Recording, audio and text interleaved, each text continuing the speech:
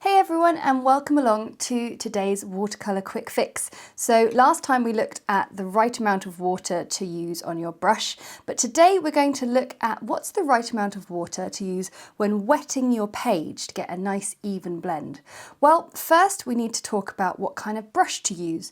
Most of the time I'm using a pointed round brush, which is really good for all sorts of things. However, if you want to get a nice even coverage, you want to consider some different types of brushes. Either a mop brush like this, or one which is like a one wash brush, a nice flat top like that. These larger brushes will load up with loads of water and get a really nice quick even coverage on your page. And speed is a really key thing to consider when getting water onto the page, because you want to make sure that it's seeped into the page just at the right point.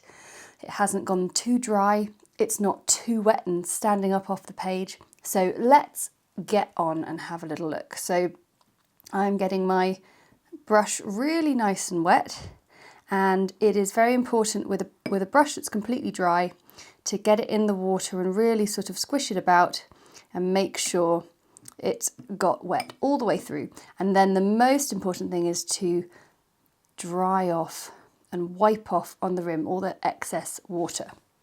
So having a wet brush is really important, but also having your colour ready is important. So we're going to use the red here, and what I've done already in advance is get it nicely woken up in the palette, which means adding some water into it and just getting a nice sort of diluted soup there ready to go.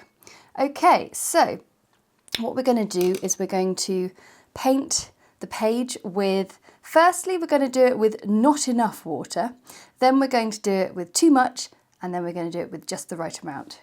So let's get started. So my brush, I've reset it so it's dry again. I'm going to now try and wet it, but just really timidly. I don't really want too much. And I'm going to wet my page just a little like that. Now I'm also going to wait too long whilst I faff about and try and get my paint. So if I was taking ages or hadn't woken up my colour, I was trying to get more and more water into the thing. All the while the paint is drying. So now if I paint a circle, well, the other thing is I can't even see where I painted, which is a bit of a problem. That hasn't really feathered out all that much, has it? I can see the tiniest bits, but on the whole, that's not done very much. So then I'd probably in my head go, oh my goodness, I need more water, more water. I need loads of water. So I am going to just now demonstrate what is too much water. So the brush is completely waterlogged and it's going straight onto the page. And there's just one massive puddle there. I'm going to be quick with my paint this time because I realised I spent too long faffing around. But oh my goodness. Too much. So the middle ground, the happy middle ground, is the golden rule of once you've wet your brush, you wipe off the excess. It is so important.